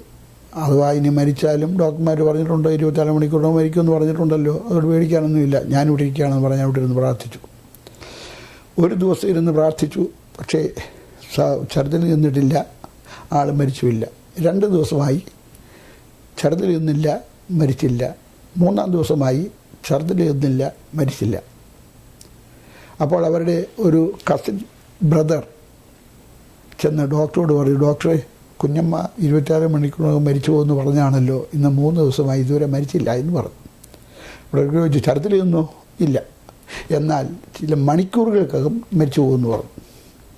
4-ാം ദിവസമായി കുഞ്ഞമ്മ മരിച്ചില്ല, പക്ഷേ ഛർദ്ദിൽ നിന്നില്ല. 2 മോട്ടാർ പാൻ അരിക്ക വെച്ചിരിക്കുകയാണ്. ഒന്നിനകത്ത് ഛർദ്ദിക്കും, അതെടുത്തോട്ട് പോകുമ്പോൾ അടുത്ത് വെച്ച് കൊടുക്കും, വീണ്ടും അത് മാറ്റുമ്പോൾ അടുത്ത് വെച്ച് കൊടുക്കും, ഇങ്ങനെ മാറി മാറി. അത് ഞങ്ങളുടെ കൂട്ടായ്മയിൽപ്പെട്ട തങ്കമ്മ എന്ന് പറയുന്ന ഒരു സഹോദരിയാണ് ഈ ശുശ്രൂഷ ചെയ്തുകൊണ്ടിരിക്കുന്നത്. ഈ ചട്ടി എടുത്തുകൊണ്ട് കഴുകിക്കൊണ്ട് വെക്കുന്നതൊക്കെ ആ തങ്കമ്മ എന്ന് പറഞ്ഞ സഹോദരിയാണ്. 5-ാമത്തെ ദിവസം രാത്രിയിൽ ഒരു 2 മണി സമയമായിക്കണം. ഞാൻ രാത്രി മുഴുവനും അവിടെ തന്നെ ഇരുന്ന് പ്രാർത്ഥിക്കുകയാണ്. എഴുന്നേറ്റ് പോയി കട്ടിലിൽ കിടന്നിട്ടില്ല. ആ ഇരിപ്പിൽ തന്നെ അവിടെ ഇരുന്നുകൊണ്ട് ചിലപ്പോൾ ആ ഭിത്തിയിലോട്ട് ചാരി ഇരുന്ന് ഞാൻ ഉറങ്ങിയിട്ടുണ്ട്. അത് മണിക്കൂറുകൾ ഉറങ്ങിയിട്ടില്ല. അങ്ങനെ ഇടയ്ക്കിടയ്ക്ക് ഉറങ്ങിയിട്ടുണ്ട്. പിന്നെ അവിടെ തന്നെ ഇരുന്ന് പ്രാർത്ഥിക്കുകയാണ്. 5-ാം ദിവസം രാത്രി ഏതാണ്ട് ഒരു 2 മണിയോളം സമയമായി കാണും. ആ സമയത്ത് ഒരു ശക്തി എൻ്റെ ശരീരത്തിന്മേൽ പകർന്നു. ഞാൻ എഴുന്നേറ്റ് ചെന്ന് ആ സഹോദരിയുടെ തലയിലോട്ട് കൈവച്ച് ശാസിച്ച് പ്രാർത്ഥിച്ചു. ആ സമയം തന്നെ ആ സഹോദരിയുടെ ഛർദ്ദിൽ നിന്നു. 30 വർഷം കഴിഞ്ഞു. ഇന്നും ആ സഹോദരി സൗഖ്യമായി ജീവിക്കുന്നു. ഇതുപോലെയുള്ള അനേക അത്ഭുതങ്ങൾ നടന്നു. ഊന്നുകൽ എന്ന് പറയുന്നൊരു സ്ഥലമുണ്ട് അവിടെ അടുത്ത്. അവിടെ ഗുരുക്കന്മാരെത്തെന്ന് പറയുന്ന ഒരു വീട്ടിലെ ഒരു പെൺകുട്ടി പത്തനംതിട്ട ഡോക്ടർ പി.വി. ജോർജിൻ്റെ ഹോസ്പിറ്റലിൽ പ്രസവത്തിനായി പോയി. അവിടെ ചെന്ന് സുഖകരമായ പ്രസവം നടന്നു. പക്ഷേ അവൾക്ക് ബ്ലീഡിംഗ് ആയി. അവരെന്തെല്ലാം ചെയ്തിട്ടും ബ്ലീഡിങ് നിൽക്കുന്നില്ല. ഒടുവിൽ അതിനെ മൂർത്തന്നെ അവസ്ഥയിലെത്തിക്കഴിഞ്ഞപ്പോൾ ഡോക്ടർമാർ കൂടി ആലോചിച്ചു, ഇനി ഇവിടെ കിടന്നാൽ കുട്ടി മരിച്ചു പോകും, ആശുപത്രിക്ക് അത് ക്ഷീണമായി തീരും, അതുകൊണ്ട് ഇവിടുന്ന് പറഞ്ഞേക്കണം എന്ന് തീരുമാനിച്ചു. പെൺകുട്ടിയുടെ അപ്പനെ വിളിച്ച് പറഞ്ഞു, ഇവിടെ രക്ഷയില്ല, നിങ്ങൾ തിരുവനന്തപുരത്ത് വല്ലതും കൊണ്ടുപോയിക്കൊള്ളാൻ പറഞ്ഞു. ആ സമയത്ത് വേറൊരാൾ ഇത് കേട്ടേച്ച അദ്ദേഹത്തോട് എന്ന് പറഞ്ഞു, നിങ്ങൾ തിരുവനന്തപുരത്ത് വരെ ഈ കുട്ടിയെ കൊണ്ടുപോകില്ല, അതിന് മുമ്പേ മരിച്ചു പോകും, അത്രയ്ക്ക് സീരിയസ് ആയിരിക്കുകയാണ് എന്ന് പറഞ്ഞു. അപ്പോൾ അദ്ദേഹം വളരെ ദുഃഖിച്ചു. അദ്ദേഹത്തിൻ്റെ ഹൃദയത്തിൽ ഇങ്ങനെ ഒരു ചിന്ത വന്നു. അത് എൻ്റെ നാട്ടിൽ വിളിക്കുന്ന ജോയിച്ചനെന്നാണ്. ജോയിച്ചൻ വന്ന് പ്രാർത്ഥിച്ച് പലരും സൗഖ്യമായിട്ടുണ്ടല്ലോ, അതുകൊണ്ട് ആ ജോയിച്ചനെ വിളിച്ചൊന്ന് പ്രാർത്ഥിപ്പിക്കുക എന്ന് അദ്ദേഹത്തിൻ്റെ ഹൃദയത്തിൽ ആരോ പറയുന്ന പോലെ തോന്നി. അദ്ദേഹം ആ കുട്ടിയെ അവരുടെ വീട്ടിലേക്ക് അയച്ചു. കൊണ്ടുപോയി അദ്ദേഹത്തിൻ്റെ അനന്തരവനെ പറഞ്ഞ് എൻ്റെ വീട്ടിൽ വിട്ടു. അദ്ദേഹം വീട്ടിൽ വന്ന് പറഞ്ഞു, ഈ പെൺകുട്ടി മരിക്കാറായിരിക്കുന്നു, അതുകൊണ്ട് വന്ന് പ്രാർത്ഥിക്കണം. ഞാൻ ഉടൻ തന്നെ അവിടെ ചെന്നു. ആ കുട്ടിയെ കൊണ്ട് അവിടെ കിടത്തി 10 മിനിറ്റ് കഴിയുന്നതിന് മുമ്പേ ഞാൻ ചെന്നു. ആ സമയം കൊണ്ട് ആ ബെഡ് മുഴുവനും ചോരയായി. ഞാനോട് എന്നൊരു കാര്യമേ പറഞ്ഞുള്ളൂ, ഞാൻ പറയുന്ന സുവിശേഷം വിശ്വസിക്കുകയും അനുസരിക്കുകയും ചെയ്യാമെങ്കിൽ ഞാൻ പ്രാർത്ഥിക്കാം, കർത്താവ് സൗഖ്യമാക്കും. എന്തു പറഞ്ഞാലും അനുസരിക്കാമെന്ന് പറഞ്ഞു. മനുഷ്യവർഗത്തിൻ്റെ പാപത്തിൻ്റെ പരിഹാരത്തിലൂടെ ക്രൂശിന്മേൽ യാഗമായി തീർന്ന യേശു ക്രിസ്തുവിനെ എൻ്റെ കർത്താവ് നിശ്ചയമായി ഞാൻ സ്വീകരിക്കുന്നുവെന്ന് ഏറ്റു പറയാൻ പറഞ്ഞു. അവൾ അതുപോലെ ഏറ്റു പറഞ്ഞു. ഞാൻ അവൾക്ക് വേണ്ടി പ്രാർത്ഥിച്ചു. അവളുടെ വയറ്റത്തോട്ട് കൈവച്ച് ശാസിച്ച് പ്രാർത്ഥിച്ചു. ആ ക്ഷണത്തിൽ അവളുടെ രക്തസ്രാവം നിന്നു, പൂർണ്ണ സൗഖ്യം പ്രാപിച്ചു. പിന്നെയും ആ പെൺകുട്ടി പ്രസവിച്ചിട്ടുണ്ട്, ഒരു കുഴപ്പമില്ല, ഇന്നും ജീവനോടെ ഇരിക്കുന്നുണ്ട്. ഇതുപോലുള്ള അത്ഭുതങ്ങളാണ് ആ പ്രദേശത്ത് നടന്നതെല്ലാം. അനേക അത്ഭുതങ്ങൾ ആ പ്രദേശത്ത് നടന്നു. അവിടെ കൂട്ടായ്മയ്ക്ക് വന്ന സകല ആളുകളും ദൈവത്തിൻ്റെ അത്ഭുതം അനുഭവിച്ച് വന്നവരായിരുന്നു. എല്ലാ അത്ഭുതം അനുഭവിച്ച് വന്നവരാണ്. അനേകർ ഇതുപോലെ വന്ന് അത്ഭുതകരമായി സൗഖ്യം പ്രാപിക്കുവാനിടയായി തീർന്നു. ആർക്കെങ്കിലും എന്തെങ്കിലും അസുഖം വന്നാൽ എന്നെ വിളിക്കും. ഞാനവിടെ ചെന്ന് അവിടെ നിന്ന് പ്രാർത്ഥിക്കും. ഏറ്റവും കൂടുതൽ പ്രാർത്ഥിച്ചിട്ടുള്ളത് 5 ദിവസം വരെ പ്രാർത്ഥിച്ചിട്ടുണ്ട്. അത് 2 പേർക്ക് മാത്രമേ അങ്ങനെ പ്രാർത്ഥിക്കേണ്ടി വന്നുള്ളൂ. ഒന്ന് മുമ്പേ പറഞ്ഞ ആ രക്തം ഛർദ്ദിച്ച സഹോദരി. വേറൊന്ന്, ഒരു 8 അടി മൂർഖൻ പാമ്പ് കടിച്ചു. മുട്ടത്ത് ജോണിക്കുട്ടി എന്ന് പറയുന്ന ആ സഹോദരൻ്റെ 8 അടി മൂർഖൻ പാമ്പ് കടിച്ചു. അദ്ദേഹം മരിച്ചു എന്ന് ലോകം മുഴുവൻ വിധി എഴുതി. അദ്ദേഹത്തെ എൻ്റെ വീട്ടിൽ കൊണ്ടുവന്നു. എൻ്റെ വീട്ടിൽ കൊണ്ടുവന്ന് അവിടേക്ക് ഞങ്ങൾ പ്രാർത്ഥിക്കാൻ തുടങ്ങി. ഞാനും എൻ്റെ ഭാര്യയും എൻ്റെ മൂത്ത മകളും, അന്ന് കൊച്ചാണ്, അവളും ഇടയ്ക്ക് ഞങ്ങൾ കൂടെ വന്ന് പ്രാർത്ഥിക്കും. ഞങ്ങൾ മുറിക്കകത്ത് നിന്ന് പ്രാർത്ഥിക്കുകയാണ്. ജോണിക്കുട്ടി ഒരു കട്ടിൽ കിടക്കുകയാണ്, മയങ്ങി കിടക്കുക. ഇടയ്ക്ക് ഏതെങ്കിലും സമയത്ത് കണ്ണ് തുറന്ന് ഇങ്ങനെ നോക്കും, ചിലപ്പോൾ ഒരു വാക്ക് സംസാരിക്കും, പിന്നെ മയങ്ങും. ഈ രീതി കിടക്കുകയാണ്. അദ്ദേഹത്തിൻ്റെ മാതാവ് ഇവനെ കാണാനായിട്ട് വന്നു. മോനെ കണ്ടേച്ച് നെഞ്ചത്തടിച്ചൊരു കരച്ചിൽ കരഞ്ഞു. അന്നേരം മയങ്ങി വിടും. അദ്ദേഹത്തിൻ്റെ ഒരു സഹോദരിയും ഈ വിവരം അറിഞ്ഞുകൊണ്ട് അദ്ദേഹത്തെ കാണാൻ വന്നു. മുറിയിലോട്ട് കയറി അദ്ദേഹത്തെ കണ്ടപ്പോൾ നെഞ്ചത്തടിച്ച് വിളിച്ചു പോയി. ആ സഹോദരിയും മയങ്ങി വീണു. വരുന്നവരെല്ലാം രക്ഷയില്ല എന്ന് പറഞ്ഞേച്ച് പോവുകയാണ്. ഞങ്ങൾ ദൈവസ്ഥനിൽ പ്രാർത്ഥിച്ചുകൊണ്ടിരുന്നു. ഒരു ദിവസം പ്രാർത്ഥിച്ചു, 2 ദിവസമായി, 3 ദിവസമായി, ഒരു കുറവുമില്ല, വ്യത്യാസവുമില്ല. 4 ദിവസമായി, ഒരു കുറവില്ല. എൻ്റെ വീട്ടുകാർ വന്ന് എന്നോട് പറഞ്ഞു, വിട്ടിട്ട് പ്രാർത്ഥിപ്പിക്കാൻ പാടില്ല. അവൻ മരിച്ചാൽ നീ കൊലപാതകത്തിന് ഉത്തരം പറയണം, അതുകൊണ്ട് അവനെ എവിടെയെങ്കിലും ആശുപത്രി കൊണ്ടുപോകാൻ പറ എന്ന് പറഞ്ഞ് എന്നോട് ഒന്ന് പറഞ്ഞു. ഞാൻ പറഞ്ഞു, ഞാൻ സേവിക്കുന്ന ദൈവം വിശ്വസ്തനാണ്, എനിക്ക് ഭയമില്ല, ദൈവം അത്ഭുതം പ്രവർത്തിക്കാൻ ഞാൻ വിശ്വസിക്കുന്നു എന്ന് പറഞ്ഞ് വീണ്ടും പ്രാർത്ഥിച്ചു. 5-ാമത്തെ ദിവസം രാത്രിയിൽ ഞാനും എൻ്റെ ഭാര്യയും ആ മുറിക്കകത്ത് ഇങ്ങനെ വട്ടത്തിൽ നടന്ന് പ്രാർത്ഥിക്കുകയാണ്. അവൻ കട്ടിൽ മയങ്ങിക്കിടക്കുകയാണ്. പെട്ടെന്ന് ഒരു പവർ എൻ്റെ ശരീരത്തിലേക്ക് വന്നു. ഞാൻ ചെന്ന് അവൻ്റെ തലയിലോട്ട് കൈവച്ച് ശാസിച്ച് പ്രാർത്ഥിച്ച് കൈയെടുത്ത് കഴിഞ്ഞപ്പോൾ മയങ്ങിക്കിടന്ന ജോണിക്കുട്ടി ചാടി എഴുന്നേറ്റു. ആദ്യം പറയുന്ന വാചകം, എന്നെ ഇവിടുന്ന് കൊണ്ടുപോയി പർദീസയുടെ വാതിക്കൽ ചെന്നു. അവിടെ ചെന്നപ്പോൾ അവിടുന്ന് ഒരു കൽപ്പന, അവനെ അങ്ങ് വിട്ടേര്, അവിടെ വലിയ മൽപ്പിടുത്തം നടക്കുന്നു, അതുകൊണ്ട് തിരികെ വിട്ടേക്കാൻ പറഞ്ഞു. അങ്ങനെ ഞാൻ തിരികെ വന്നതാണെന്ന് പറഞ്ഞു. ഇന്നും ജീവനോടുണ്ട് മുട്ടത്ത് ജോണിക്കുട്ടി. ഇതുപോലെയുള്ള അനേക അത്ഭുതങ്ങൾ അവിടെ നടന്നു. അങ്ങനെയാണ് അവിടെ വിശ്വാസത്തിൽ വന്നിട്ടുള്ള എല്ലാവരും അവിടെ വിശ്വാസത്തിൽ വരുവാൻ കാരണമായി തീർന്നത് ഇതുപോലുള്ള അത്ഭുതങ്ങൾ അനുഭവിച്ചാണ്. പറഞ്ഞാൽ തീരാത്ത പോലുള്ള സംഭവങ്ങൾ അവിടെ നടന്നിട്ടുണ്ട്. 100-ൽ പരം വിശ്വാസികൾ അവിടെ വരുവാനിടയായി തീർന്നു. എല്ലാവരും ഇതുപോലെ അത്ഭുതങ്ങൾ അനുഭവിച്ച് വന്നവരാണ്. ദൈവം സർവശക്തനായ ദൈവമാണ്. ദൈവത്തിന് അസാധ്യമായിട്ടൊന്നുമില്ല. വിശ്വസിച്ചാൽ ദൈവത്തിൻ്റെ മഹത്വം കാണാം. യഹോവയാൽ കഴിയാത്ത ഒരു കാര്യവുമില്ല. ഞാൻ രക്ഷിക്കപ്പെട്ട് കഴിഞ്ഞപ്പോൾ അത്ഭുതകരമായ രോഗസൂചികളിലൂടെയാണല്ലോ ഞാൻ വിശ്വാസത്തിൽ വന്നത്. ഞാൻ ദൈവത്തിൽ തീരുമാനം ചെയ്തു, ഈ മാരകമായ രോഗത്തിൽ നിന്ന് എൻ്റെ അമ്മച്ചിയെ വിടിവിച്ച കർത്താവിന് സകല രോഗങ്ങളെയും സൗഖ്യമാക്കാൻ കഴിയും. അതുകൊണ്ട് ഇനിയും എൻ്റെ ജീവിതത്തിൽ ഒരാശുപത്രി അഭയം പ്രാപിക്കുവാൻ, ഒരു ചികിത്സ ചെയ്യുവാൻ എനിക്കിടയാകരുത കർത്താവ് എന്ന് ദൈവത്തിൽ ഞാൻ പ്രതിഷ്ഠിച്ചു, പ്രാർത്ഥിച്ചു. 45 വർഷമായി ദൈവം എന്നെ ഇത്രത്തോളം അത്ഭുതകരമായി നടത്തി. എൻ്റെ ജീവിതത്തിൽ വിവിധങ്ങളായ പ്രശ്നങ്ങൾ ഉണ്ടായിട്ടുണ്ട്. 1974 ഒരു മോട്ടോർ സൈക്കിൾ ആക്സിഡൻറ്റിൽ എൻ്റെ ഈ വലത്തെ കാല് ഒടിഞ്ഞ് ഇങ്ങനെ കിടന്നാടിയതാണ്. എന്നെ എൻ്റെ വീട്ടിൽ കൊണ്ടുവന്നു. കാലിങ്ങനെ വെച്ചാൽ ഒന്ന് ഈ വശത്തോട്ട് മറിയും, അല്ലെങ്കിൽ ആ വശത്തോട്ട് മറിയും. ഉപ്പുറ്റിയുടെ ഭാഗമടർന്ന് അതിലേ കൂടെ ചോരയും വെള്ളവും ഒഴുകുന്നുണ്ട്. 2 തലയണ വെച്ചിട്ട് തലയണയുടെ പുറത്ത് കാല് വെച്ച് ഇടത്തും വലത്തും 3 തലയണ വെച്ചാണ് കാല് വെച്ചിരിക്കുന്നത്. വളരെ വേദന ഞാൻ അനുഭവിച്ചു. ഒരു മുണ്ട് മുടക്കി എൻ്റെ കീഴിൽ വെച്ചാൽ 10 മിനിറ്റിനകം ആ മുണ്ട് ചോരയായിത്തീരും. അത് മാറ്റി വേറെ മുണ്ട് വെച്ച് കൊടുക്കുകയാണ്. വളരെ വേദന, അതിവേദന ഞാൻ അനുഭവിക്കേണ്ടതായി തീർന്നു. പൊടിക്കുഞ്ഞുങ്ങൾ അറിയുന്ന പോലെ ചില സന്ദർഭങ്ങൾ ഞാൻ വിളിച്ചു പോയിട്ടുണ്ട്. വരുന്നവരെല്ലാം വന്ന് കണ്ടേച്ച് ഞാൻ എഴുന്നേക്കില്ലെന്ന് പറഞ്ഞേച്ച് പോവുകയാണ്. എൻ്റെ ഒരു സ്നേഹിതനായിരുന്നു ഞാൻ പറഞ്ഞ doctor PV George, Kottayam doctor എന്ന് വിളിക്കുന്ന ആ ഡോക്ടർ എൻ്റെ ഒരു സ്നേഹിതനാണ്.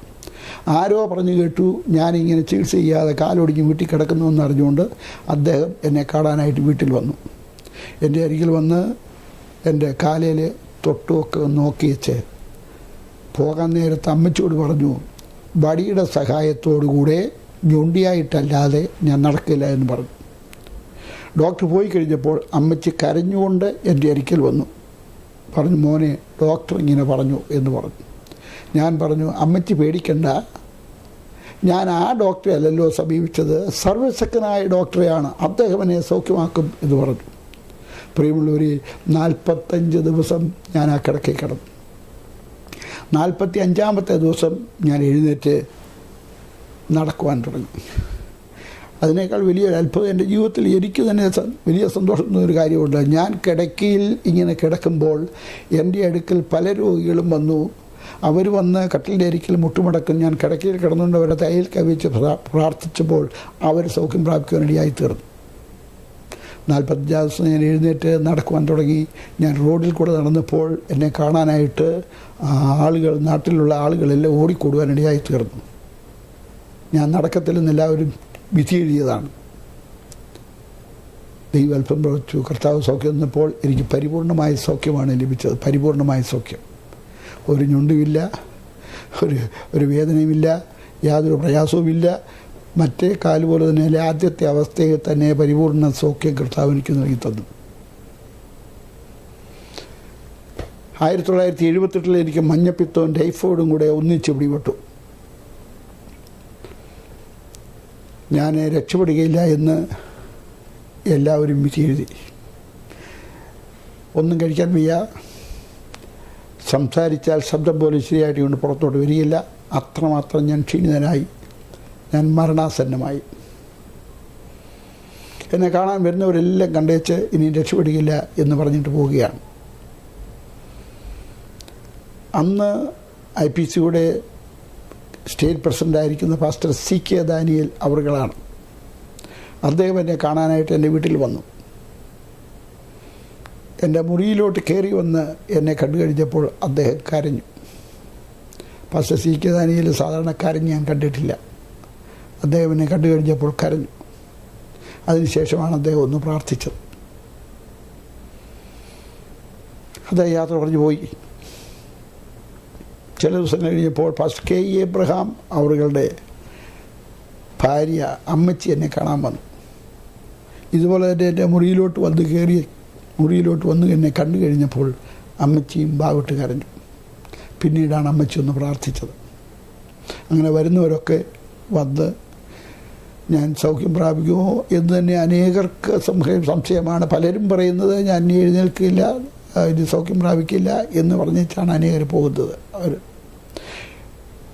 ഞാൻ ദൈവത്തിൽ എൻ്റെ തീരുമാനത്തിന് നിലനിൽപ്പാൻ കർത്താവ് സഹായിച്ചു. ഒരു ദിവസം രാത്രിയിൽ ഒരു 9 മണിയായി കാണും ഉദ്ദേശം. ആ സമയത്ത് എൻ്റെ ഭാര്യ എൻ്റെ അടുക്കൽ വന്ന് കട്ടിലിരുന്നുകൊണ്ട് അവസാനമായിട്ട് എന്നോട് എന്തെങ്കിലും പറയാനുണ്ടോ എന്നോട് ചോദിച്ചു. ഞാൻ പറഞ്ഞു, ഒന്നും പറയാനില്ല, നീ പേടിക്കണ്ട, ഞാൻ ഇപ്രാവശ്യം മരിക്കില്ല. എൻ്റെ ശബ്ദം പുറത്തോട്ട് വരുന്നില്ല, അവിടെ ചെവി എൻ്റെ വായിലോട്ട് വെച്ചുകൊണ്ടാണ് ഞാനിത് പറയുന്നത്. ഞാൻ ഈ പ്രാവശ്യം മരിക്കില്ല, നീ ഭയപ്പെടേണ്ടെന്ന് പറഞ്ഞു. എൻ്റെ ഭാര്യയ്ക്ക് പോലും വിശ്വസിക്കാൻ കഴിഞ്ഞില്ല. എന്നാൽ പ്രിയമുള്ളവർ, സർവ്വശക്തനായ ദൈവം എന്നെ സൗഖ്യമാക്കി. ദൈവത്തിന് അസാധ്യമായിട്ടൊന്നുമില്ല. ഞാൻ നിൻ്റെ സകല രോഗങ്ങളെയും സൗഖ്യമാക്കുന്ന യഹോവയാണെന്ന് ദൈവം പറഞ്ഞിട്ടുണ്ട്. ദൈവത്തിൻ്റെ വചനം അതുപോലെ വിശ്വസിക്കാൻ നമുക്ക് കഴിയണം. ആകാശം ഭൂമി മാറിപ്പോയാലും ദൈവത്തിൻ്റെ വചനത്തിന് മാറ്റമില്ല. ആ വചനം അതുപോലെ വിശ്വസിക്കാൻ കഴിയണം. വിശ്വസിക്കാത്തത് കൊണ്ടാണ് നമുക്ക് പ്രാപിക്കാൻ കഴിയാത്തത്. ഞാൻ നിൻ്റെ ചില രോഗങ്ങളെ അല്ല, സകല രോഗങ്ങളെ സൗഖ്യമാക്കാം എന്നാണ് ദൈവത്തിൻ്റെ വചനം. ദൈവാത്ഭുതങ്ങളുടെ ദൈവമാണ്, അത് വിശ്വസിക്കാൻ കഴിയണം.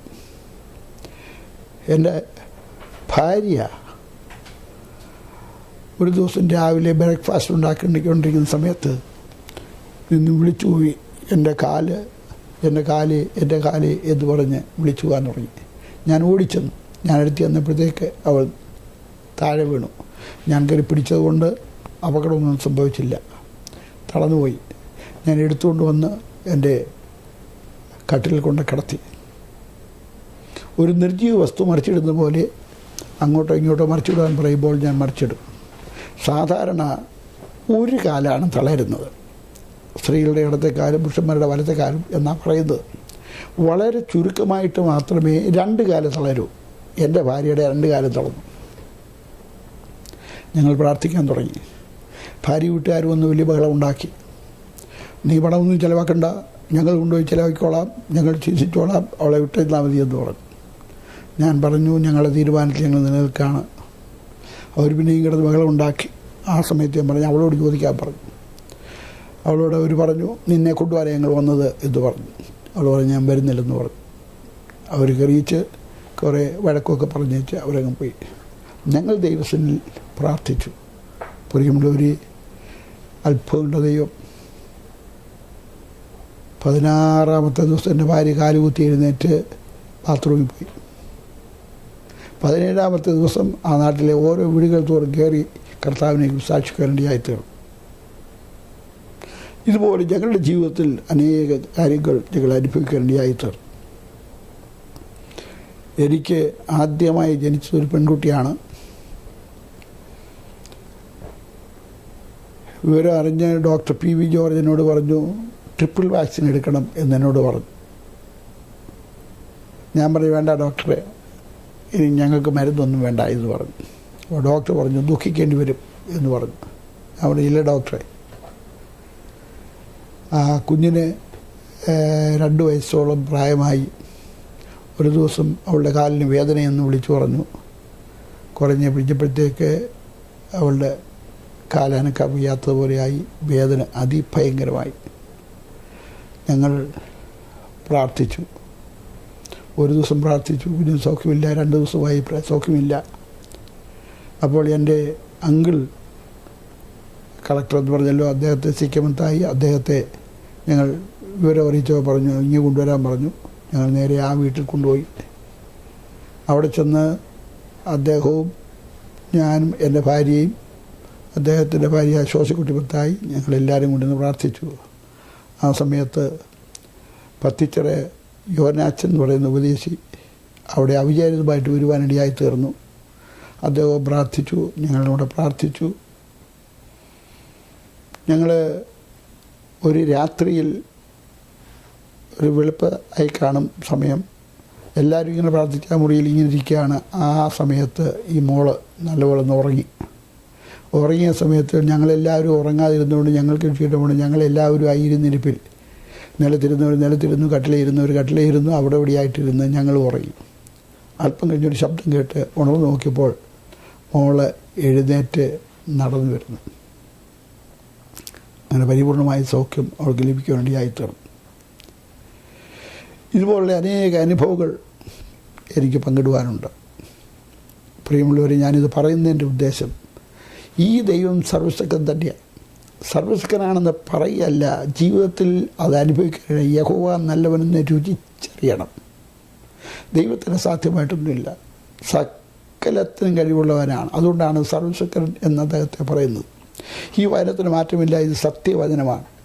വേറെ ഒരു പുസ്തകത്തിനും സത്യവേദ പുസ്തകം എന്ന് പേരില്ല. മതഗ്രന്ഥങ്ങൾ ധാരാളമുണ്ട്, പക്ഷെ ഒന്നിനും സത്യവേദ പുസ്തകം എന്ന് പേരില്ല. ഈ ഒരു പുസ്തകത്തിന് മാത്രമേ ഉള്ളൂ. കാരണം ഇത് മുഴുവൻ സത്യമാണ്, ഇതിനകത്ത് വ്യാജമൊന്നുമില്ല.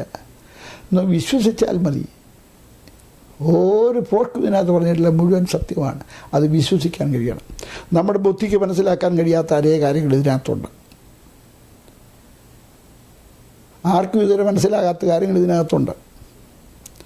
ഈ വചനത്തിൽ തന്നെ വ്യക്തമായി അത് പറഞ്ഞിട്ടുണ്ട്. ആവർത്തന പുസ്തകം 29-ാം അധ്യായത്തിൻ്റെ 28-ാം വാക്യത്തിൽ പറയുന്നത്, മറഞ്ഞിരിക്കുന്ന കാര്യങ്ങൾ ദൈവമായ യഹോവയ്ക്കുള്ളത്, വെളിപ്പെട്ട് കിട്ടിയിരിക്കുന്നതോ നിനക്കും നിൻ്റെ തലമുറയ്ക്കും അനുസരിപ്പാനുള്ളത്. മറഞ്ഞിരിക്കുന്ന കാര്യങ്ങൾ ഇതിനകത്തുണ്ട്. അത് നമുക്ക് മനസ്സിലാകണമെന്നില്ല. മനസ്സിലായില്ലെന്ന് വിചാരിച്ച് അത് തെറ്റാണെന്ന് ചിന്തിക്കരുത്. കാരണം ദൈവവചനം എല്ലാം സത്യമാണ്. എല്ലാം അറിയണമെന്നില്ല. അറിഞ്ഞ സത്യത്തിൽ നിലനിന്നാൽ മതി. അറിഞ്ഞ സത്യത്തിൽ നിലനിൽക്കണം. ദൈവത്തിൻ്റെ വചനത്തിൻ്റെ സത്യം നാം മനസ്സിലാക്കണം. അറിഞ്ഞ സത്യത്തിൽ നിലനിൽക്കണം. നമ്മളൊക്കെ അതാത് രാജ്യത്തിൻ്റെ നിയമങ്ങൾ മുഴുവൻ പഠിച്ചവരല്ലല്ലോ. എങ്കിലും അതാത് രാജ്യങ്ങളിൽ നമ്മളെല്ലാവരും ജീവിക്കുന്നു. അപ്പോൾ എല്ലാം അറിയണമെന്നില്ല. ദൈവത്തിൻ്റെ സത്യങ്ങൾ അറിഞ്ഞതിൽ നാം നിലനിൽക്കണം. അങ്ങനെ നിലനിന്നാൽ മാത്രമേ നമുക്ക് നമ്മുടെ ലക്ഷ്യസ്ഥാനത്ത് നിത്യയിലെത്തിച്ച് വേണ്ടിയായിത്തീരുള്ളൂ. ആ വചനം അനുസരിച്ച് വിശ്വസിച്ച് ജീവിക്കേണ്ടിയായിത്തീരണം. ദൈവം വ്യക്തമായി പറയുന്നുണ്ട്, മറ്റൊരുത്തനും രക്ഷയില്ല. രക്ഷിക്കപ്പെടുവാൻ ആകാശത്തിൻ്റെ കീഴിൽ മനുഷ്യരുടെയിൽ നൽകപ്പെട്ട വേറെ ഒരു നാമവുമില്ല. യേശു ക്രിസ്തു എന്ന ഏകൻ മാത്രമാണ് മനുഷ്യരുടെ രക്ഷിതാവ്. ആ യേശു ക്രിസ്തു മനുഷ്യനെ രക്ഷിപ്പാൻ പിതാവിനോടുള്ള സമത്വം മുറുകെ പിടിക്കാതെ ഈ താണലോകത്തിൽ വന്ന് ഒരു കന്യകയിൽ ജഡശരീരമെടുത്ത് ഈ ലോകത്തിൽ കഷ്ടങ്ങളും നിന്ദകളും അപമാനങ്ങളും വേദനകളും സഹിച്ച് ഈ ലോകത്തിൽ ജീവിച്ച് കാൽവരി ക്രൂശിന്മേൽ മനുഷ്യവർഗത്തിൻ്റെ പാപങ്ങളെ ചുമന്നുകൊണ്ട് തൻ യാഗമായി അർപ്പിക്കപ്പെട്ടു. ആ പരമയാഗമോഹത്തിന് ഒരുക്കിയിരിക്കുന്ന വലിയ രക്ഷ അനുഭവിക്കാതെ ആർക്കും ദൈവരാജ്യത്തിൽ ചെല്ലുവാൻ കഴിയില്ല. അതെങ്ങനെ പ്രാപിക്കാൻ കഴിയും? ഈ യേശു ക്രൂശിന്മേൽ മരിച്ചത് എൻ്റെയും പാപത്തിൻ്റെ പരിഹാരത്തിന് വേണ്ടിയാണ് എന്ന് ഞാൻ വിശ്വസിക്കുന്നു. ആ യേശുവിനെ എൻ്റെ കർത്താവിൻ്റെ രക്ഷിതമായി ഞാൻ അംഗീകരിക്കുന്നു, സ്വീകരിക്കുന്നു. ഇനിയും കർത്താവിൻ്റെ വചനമനുസരിച്ച് ഞാൻ ജീവിക്കും, അതിനെന്നെ സമർപ്പിക്കുന്നു. ഇത്രയും കാര്യങ്ങൾ ദൈവത്തിൽ ആത്മാർത്ഥമായി സിൻസിയറായിട്ട് ഇത് ദൈവസന്നിൽ പറഞ്ഞാൽ കർത്താവ് അംഗീകരിക്കും, നാം രക്ഷിക്കപ്പെടുവാനിടയായിത്തീരും. എന്തെങ്കിലും പറഞ്ഞാൽ ഉടനെ ദൈവം അതെല്ലാം അംഗീകരിക്കുമെന്ന് ആരും വിചാരിക്കരുത്. ആത്മാർത്ഥമായി നാം ദൈവത്തിനിൽ ഹൃദയപൂർവ്വം എന്ന് പറഞ്ഞാൽ കർത്താവ് അംഗീകരിക്കും. അങ്ങനെ നമുക്ക് ഈ രക്ഷ അനുഭവിക്കാനിടയായിത്തീരും. പിന്നീട് അങ്ങനെ രക്ഷിക്കപ്പെടുന്നവർ അനുസരിക്കാനുള്ള വചനങ്ങളാണ് ദൈവത്തിൽ പറഞ്ഞിരിക്കുന്നത്. ഈ രക്ഷ അനുഭവിക്കാത്തവർ ഈ വചനം അനുസരിക്കേണ്ട കാര്യമില്ല, അനുസരിക്കാൻ കഴിയുമില്ലല്ലോ. യഥാർത്ഥമായി ഈ വീണ്ടും ജന്മം പ്രാപിച്ച അല്ലെങ്കിൽ രക്ഷ അനുഭവിക്കുന്നവർക്ക് മാത്രം അനുസരിപ്പാനാണ് ഈ വചനം തന്നിരിക്കുന്നത്. രക്ഷിക്കപ്പെട്ടു, അതായത് വീണ്ടും ജനിച്ചു. വീണ്ടും ജനം എന്ന് പറഞ്ഞാൽ എന്താ? അമ്മയുടെ ഉദരത്തിൽ നിന്ന് ജനിക്കുമ്പോൾ നമുക്കൊരു ജീവൻ കിട്ടി. ദൈവത്തിൽ നിന്ന് ജനിക്കുമ്പോൾ നമുക്ക് നിത്യജീവൻ ലഭിക്കുവാനിടയായിത്തീർന്നു. നിത്യജീവൻ, അതാ വീണ്ടും ജന്മം എന്ന് പറയുന്നത്. പുതുതായി ജനിച്ചില്ല എങ്കിൽ ദൈവരാജ്യം കാണുവാൻ ആർക്കും കഴിയുകയില്ല. വീണ്ടും ജന്മം കൂടാതെ ഒരു മനുഷ്യൻ ദൈവരാജ്യം കാണാൻ പോലും സാധ്യമല്ല എന്ന് ദൈവം വ്യക്തമായി എഴുതിയിരിക്കുന്നു. വെള്ളത്താലും ആത്മാവിനാലും ജനിച്ചില്ല എങ്കിൽ ദൈവരാജ്യത്തിൽ കടപ്പാൻ ആർക്കും കഴിയില്ല. ദൈവത്തിൻ്റെ വചനത്താലും ആത്മാവിനാലും ജനിക്കണം. അങ്ങനെ ഒരു വീണ്ടും ജന്മം നടക്കാത്ത ഒരു മനുഷ്യനും ദൈവരാജ്യത്തിൽ പ്രവേശിക്കുകയില്ല. ഈ സത്യവചനം നാം മനസ്സിലാക്കണം. പുതുതായി ജനിക്കണം. വീണ്ടും ജനിക്കുമ്പോൾ വ്യത്യാസം എന്താണ്? ഒരു വലിയ പരിവർത്തനം എൻ്റെ ജീവിതത്തിൽ വരുന്നു. ഒരു കുഞ്ഞ് ജനിച്ചാൽ ആ കുഞ്ഞിനെ കാണാൻ ധാരാളം ആളുകൾ, സ്നേഹിതർ, ചർച്ചക്കാർ, ബന്ധുക്കളൊക്കെ കുഞ്ഞിനെ കാണാൻ വരും. അവിടെ വരുമ്പോൾ ആ കുഞ്ഞിനെ എടുത്ത് അവർ നോക്കിക്കൊണ്ട് പറയും, അപ്പൻ്റെ വീട് തന്നെ ഇരിക്കുന്നു, നോക്കിയേ, വിരിഞ്ഞ നെറ്റി, നീണ്ട മൂക്ക്, നോക്കിയേ, ചിലക്ക് കള്ളച്ചുഴി പോലും അതുപോലുണ്ട്, അപ്പൻ്റെ അതേ ഉടമ്പറിയ എന്ന് പറയും. ശരിയാ, ആ പിതാവിൽ ജനിച്ചപ്പോൾ പിതാവിൻ്റെ അതേ സ്വരൂപം കിട്ടി. എന്നാൽ 2-3 വർഷം കഴിഞ്ഞ് അവിടോട്ട് ചെല്ലാമെങ്കിൽ ആ തള്ള പറയും, എൻ്റെ ദൈവമേ, ചെറുക്കനെ കൊണ്ട് ഞാൻ തോറ്റു, മഹോവഴക്കാളിയാ, ചോദിക്കുന്നത് കൊടുത്തില്ലെങ്കിൽ അവൻ കൈ കിട്ടുന്നതൊക്കെ എടുത്തെറിഞ്ഞ് നശിപ്പിക്കും, എന്നെ അത് കടിക്കും, എൻ്റെ സാരി വലിച്ചു കീറും, അയ്യോ മഹോ വഴക്കാളിയാ എന്ന് പറയും. അപ്പോൾ വല്യമ്മച്ചി അപ്പുറത്തിരുന്നോണ്ട് പറയും, ഓഹോ, ഇവൻ ഇത്രേ ഉള്ളല്ലോ, ഇവൻ്റെ അപ്പൻ ഈ പരുവത്തിന് എന്തുമായിരുന്നു എനിക്കല്ലേ അറിയത്തുള്ളൂ എന്ന് പറയും. അപ്പോൾ ചിന്തിച്ച് നോക്കൂ, ആ ജഡത്തിൽ നിന്ന് ജനിച്ചപ്പോൾ ആ ജഡത്തിൻ്റെ സ്വരൂപം മാത്രമല്ല, ആ സ്വഭാവവും ഈ പൈതലിലേക്ക് പടർന്നു കിട്ടി. ഇതുപോലെയാണ് നീ വീണ്ടും ജനിക്കുമ്പോൾ ജനിപ്പിച്ച അവൻ്റെ സ്വഭാവം നിന്നിൽ വരണം. അതാ വീണ്ടും ജന്മം. നിന്നെ ജനിപ്പിച്ച കർത്താവിൻ്റെ ആ സ്വഭാവത്തിലേക്ക് വരണം. അതാണ് യഥാർത്ഥമായി വീണ്ടും ജന്മം. Praise the Lord. അങ്ങനെ യഥാർത്ഥമായി വീണ്ടും ജന്മം പ്രാപിക്കുന്ന വ്യക്തി ദൈവത്തിൻ്റെ വചനമനുസരിച്ച് ജീവിക്കുവാനാണ് ഈ വചനം തന്നിരിക്കുന്നത്. ഈ വചനം നാം അനുസരിച്ച് അത് വിശ്വസിച്ച് നാം നിലനിന്നാൽ ദൈവരാജ്യത്തിൽ ചെന്നെത്തുവാനിടയായിത്തീരും. അല്ലാതെ ആർക്കും ദൈവരാജ്യത്തിൽ കഴിയില്ല. ഒരു മനുഷ്യനെയും ദൈവരാജ്യത്തിലോട്ട് പറഞ്ഞു വിടുവാൻ ലോകത്തിൽ ഒരു മനുഷ്യനും ദൈവം അധികാരം കൊടുത്തിട്ടില്ല. ഒരു മനുഷ്യർക്കും അധികാരം കൊടുത്തിട്ടില്ല. ലോകത്തിലൊരു മനുഷ്യൻ്റെ പാവം മോചിക്കാൻ ലോകത്തിൽ വേറൊരു മനുഷ്യന് അധികാരം ദൈവം നൽകിയിട്ടില്ല. മത്തായി 5-ാമത്തെ നാം വായിക്കുന്നുണ്ട്, കർത്താവായ യേശു ക്രിസ്തു ഒരു പാവങ്ങളെ മോഹിച്ചിരിക്കുന്നു എന്ന് പറഞ്ഞപ്പോൾ അവിടെ ഇരിക്കുന്ന ജനങ്ങളെല്ലാവരും, യഹൂദന്മാർ, അവരെല്ലാം പറഞ്ഞു, ദൈവത്തിനല്ലാതെ മനുഷ്യർക്ക് പാപങ്ങളെ മോഹിക്കാൻ അധികാരമുണ്ടോ? ഇല്ല എന്ന് അവരെല്ലാവരും പറഞ്ഞു. പ്രിയമുള്ളവർ, പാപം മോചിക്കാൻ ദൈവത്തിന് മാത്രമേ, അവർ യേശു ക്രിസ്തുവിനെ സ്വീകരിക്കുന്നില്ല, ദൈവത്തിനാണെന്നോ ദൈവമാണെന്നോ അവർ അംഗീകരിക്കുന്നില്ല. അതുകൊണ്ടാണ് അവർ പറഞ്ഞത് ദൈവത്തിന് മാത്രമേ പാപം മോചിക്കാൻ അടുത്തുള്ളൂ, യേശു അങ്ങനെ പാപം മോചിക്കുന്നതെന്നാണ് അവർ പറഞ്ഞത്. എന്നാൽ പ്രിയമുള്ളവർ, യേശു ദൈവമാണ്, ദൈവപുത്രനാണ്, അവന് പാപം മോചിക്കാൻ അധികാരമുണ്ട്. ദൈവത്തിന് മാത്രമേ പാപം മോചിക്കാൻ അധികാരമുള്ളൂ. ലോകത്തുള്ളൊരു മനുഷ്യനും പാപം മോചിക്കാൻ അധികാരമില്ല. Praise the Lord. എൻ്റെ മാന്യ കേൾവിക്കാരെ, സ്നേഹത്തോടെ ഞാൻ നിങ്ങളോട് അഭ്യർത്ഥിക്കട്ടെ, ഇതുവരെയും യേശു ക്രിസ്തുവിനെ നിങ്ങളുടെ കർത്താവും രക്ഷിതമായി അംഗീകരിച്ച് ഈ നിത്യവിനെ പ്രാപിച്ചിട്ടില്ല എങ്കിൽ നിങ്ങൾ ഈ കർത്താവിനെ ഇന്ന് എൻ്റെ കർത്താവിൻ്റെ ഇഷ്ടവുമായി ഞാൻ അംഗീകരിക്കുന്നു. എൻ്റെ ശിഷ്ടകാലം ഞാൻ ഈ കർത്താവിനായി കർത്താവിനനുസരിച്ച് ജീവിക്കും എന്ന് ദൈവസ്ഥലിൽ നിങ്ങളെ സമർപ്പിച്ച് പ്രതിഷ്ഠിച്ച് പ്രാർത്ഥിക്കുക. ഈ വലിയ രക്ഷണിപ്പാൻ നിത്യരാജ്യത്തിൻ്റെ അവകാശികളായി തീരുവാൻ ഇടയായിത്തീരും. അതിന് ദൈവമായ കർത്താവ് നിങ്ങളെ സഹായിക്കട്ടെ. ഇന്ന് നമ്മൾ ഉപാകമായി ഇവിടെ വെച്ച് കാണപ്പെടുന്ന പോലെ നിങ്ങളെ നിത്യയിൽ കാണപ്പെടുവാൻ ഞാൻ ആഗ്രഹിക്കുന്നു. അതിന് ദൈവമായ കർത്താവ് നിങ്ങളെ സഹായിക്കട്ടെ. എല്ലാവർക്കും ഒരിക്കൽ കൂടെ എൻ്റെ സ്നേഹവും വന്ദനവും അറിയിക്കുന്നു. ദൈവം നമ്മെ അനുഗ്രഹിക്കട്ടെ.